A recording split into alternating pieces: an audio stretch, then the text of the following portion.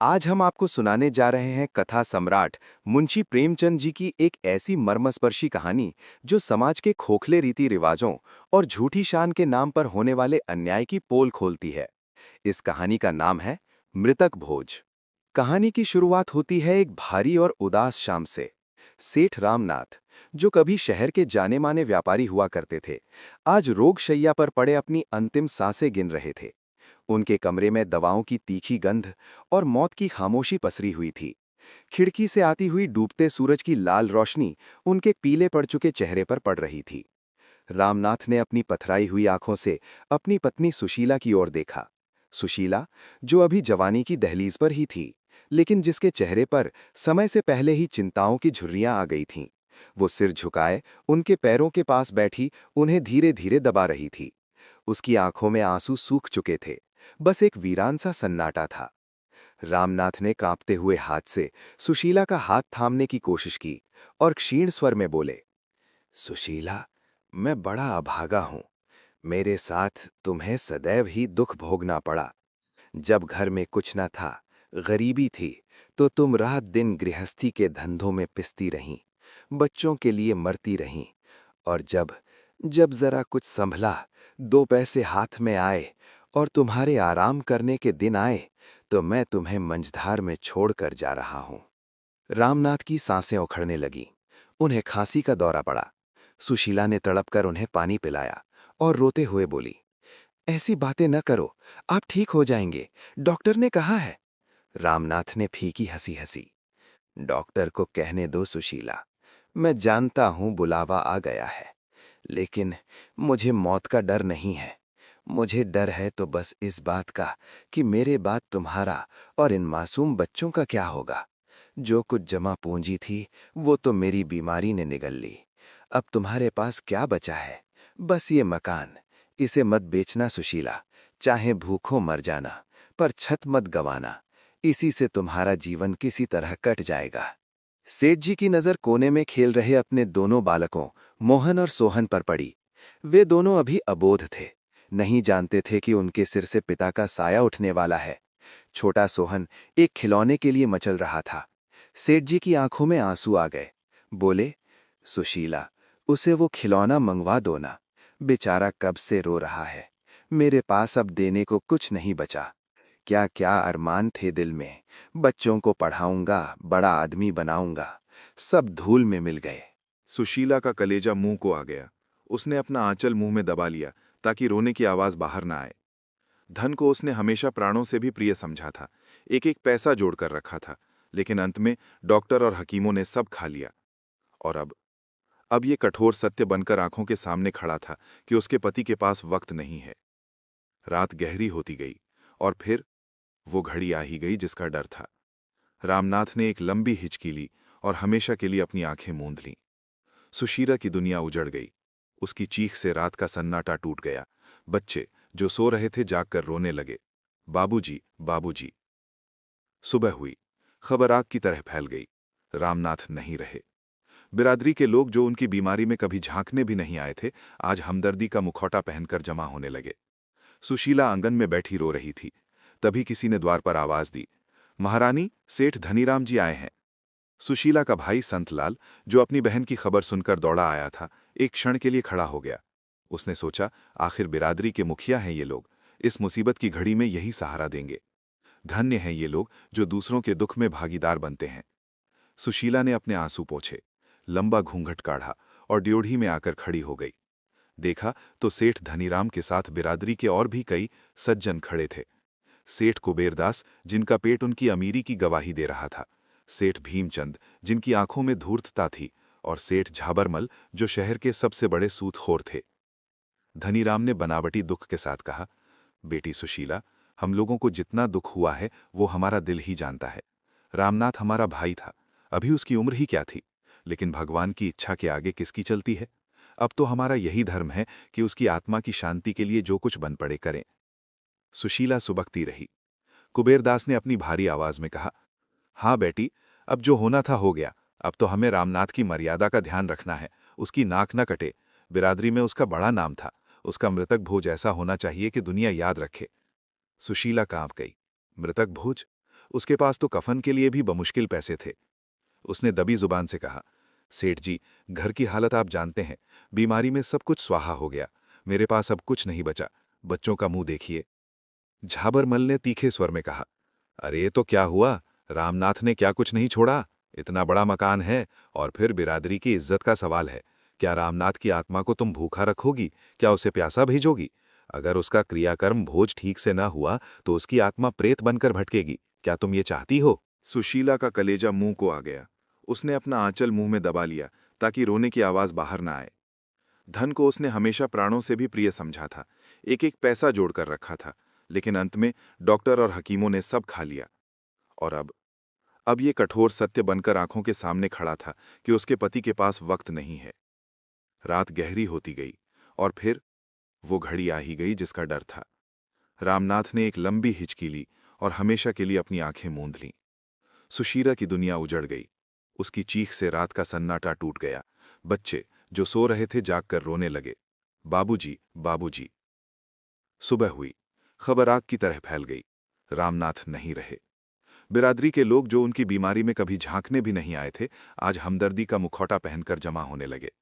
सुशीला आंगन में बैठी रो रही थी। तभी किसी ने द्वार पर आवाज दी, महारानी, सेठ धनीराम जी आए हैं। सुशीला का भाई संतलाल, जो अपनी बहन की खबर सुनकर दौड़ा आया था, एक क्षण के लिए खड़ा हो गया। उसने सोचा, आखिर बिरादरी के मुखिया हैं ये लोग, इस मुसीबत की घड़ी में यही सहारा देंगे। धन्य हैं ये लोग जो दूसरों के दुख में भागीदार बनते हैं। सुशीला ने अपने आंसू पोंछे, लंबा घूंघट काढ़ा और ड्योढ़ी में आकर खड़ी हो गई। देखा तो सेठ धनीराम के साथ बिरादरी के और भी कई सज्जन खड़े थे। सेठ कुबेरदास, जिनका पेट उनकी अमीरी की गवाही दे रहा था, सेठ भीमचंद, जिनकी आंखों में धूर्तता थी, और सेठ झाबरमल, जो शहर के सबसे बड़े सूतखोर थे। धनीराम ने बनावटी दुख के साथ कहा, बेटी सुशीला, हम लोगों को जितना दुख हुआ है वो हमारा दिल ही जानता है। रामनाथ हमारा भाई था, अभी उसकी उम्र ही क्या थी, लेकिन भगवान की इच्छा के आगे किसकी चलती है। अब तो हमारा यही धर्म है कि उसकी आत्मा की शांति के लिए जो कुछ बन पड़े करें। सुशीला सुबकती रही। कुबेरदास ने अपनी भारी आवाज में कहा, हाँ बेटी, अब जो होना था हो गया। अब तो हमें रामनाथ की मर्यादा का ध्यान रखना है, उसकी नाक न कटे।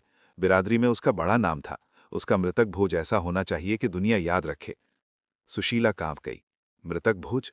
उसके पास तो कफन के लिए भी बमुश्किल पैसे थे। उसने दबी जुबान से कहा, सेठ जी, घर की हालत आप जानते हैं। बीमारी में सब कुछ स्वाहा हो गया। मेरे पास अब कुछ नहीं बचा। बच्चों का मुंह देखिए। झाबरमल ने तीखे स्वर में कहा, अरे तो क्या हुआ? रामनाथ ने क्या कुछ नहीं छोड़ा? इतना बड़ा मकान है, और फिर बिरादरी की इज्जत का सवाल है। क्या रामनाथ की आत्मा को तुम भूखा रखोगी? क्या उसे प्यासा भेजोगी? अगर उसका क्रियाकर्म भोज ठीक से न हुआ तो उसकी आत्मा प्रेत बनकर भटकेगी। क्या तुम ये चाहती हो? धनीराम ने समझाया, अरे पगली, मकान क्या साज जाएगा? रामनाथ की आत्मा से बढ़कर है मकान। और फिर जब तेरे लड़के सयाने हो जाएंगे तो कमाकर दूसरा मकान बना लेंगे। अभी तो धर्म का काम कर। देख, कुबेरदास जी बड़े दयालु हैं। वे तेरे इस मकान को खरीदने को तैयार हैं। कुबेरदास ने मगरमच्छ के आंसू बहाते हुए कहा, हाँ भाई, मैं तो बस मदद करना चाहता हूँ।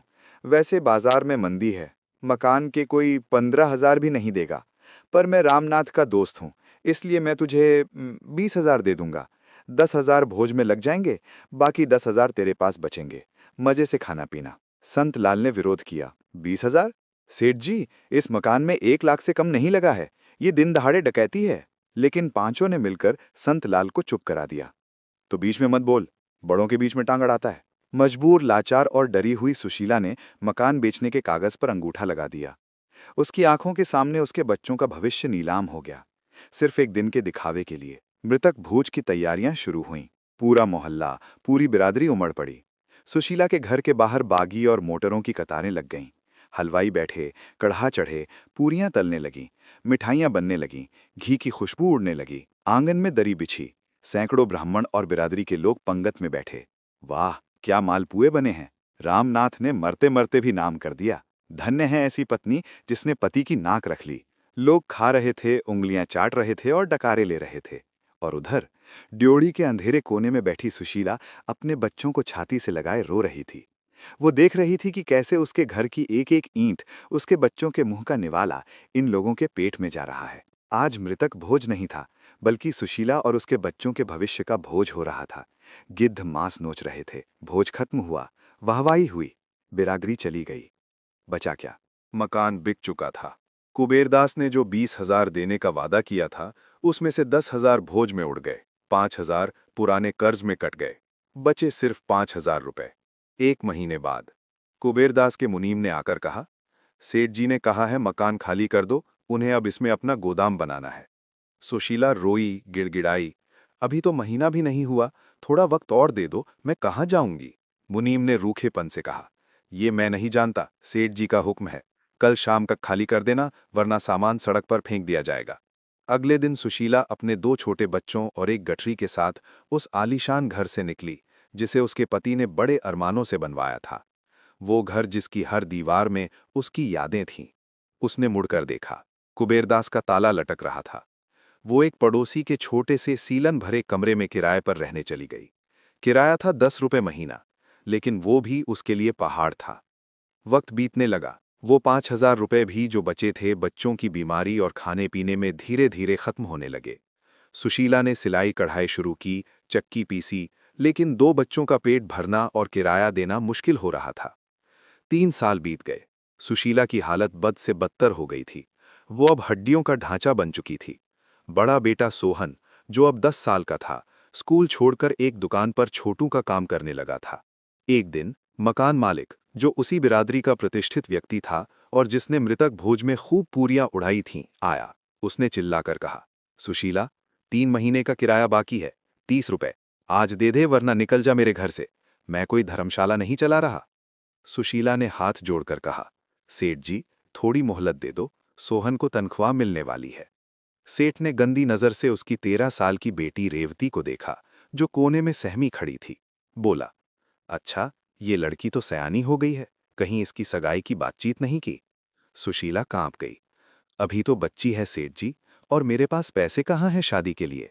सेठ ने हंसते हुए कहा, पैसे की क्या चिंता, मैं हूं ना। मेरी नजर में एक लड़का है, थोड़ा उम्र दराज है, 50 का होगा, लेकिन मालदार है। तेरी बेटी राज करेगी और तेरा सारा किराया भी माफ हो जाएगा। बोल, है मंजूर? सुशीला को लगा जैसे किसी ने उसके मुंह पर तमाचा मारा हो। एक 50 साल के बुढ़े से उसकी फूल सी बच्ची की शादी, सिर्फ किराए के बदले। उसने शेरनी की तरह दहाड़ कर कहा, निकल जाओ मेरे घर से। मैं भूखी मर जाऊंगी, सड़क पर सो जाऊंगी, पर अपनी बेटी को किसी बुढ़े के गले नहीं बांधूंगी। अपनी बेटी का सौदा नहीं करूंगी। खबरदार जो दोबारा ऐसी बात की। सेठ खिसियाकर चला गया, लेकिन जाते जाते धमकी दे गया, ठीक है, कल तक किराया दे देना, वरना सामान बाहर होगा। अगली सुबह सुशीला को घर से निकाल दिया गया। वो अपने बच्चों को लेकर सड़क पर आ गई। न सिर पर छत, न पेट में दाना। उसने मदद के लिए उसी सेठ धनीराम का दरवाजा खटखटाया, जिसने भोज की सलाह दी थी। धनीराम ने नौकर से कहलवा दिया, सेठ जी पूजा में हैं, मिल नहीं सकते। वो कुबेरदास के पास गई, जिसने उसका मकान खरीदा था।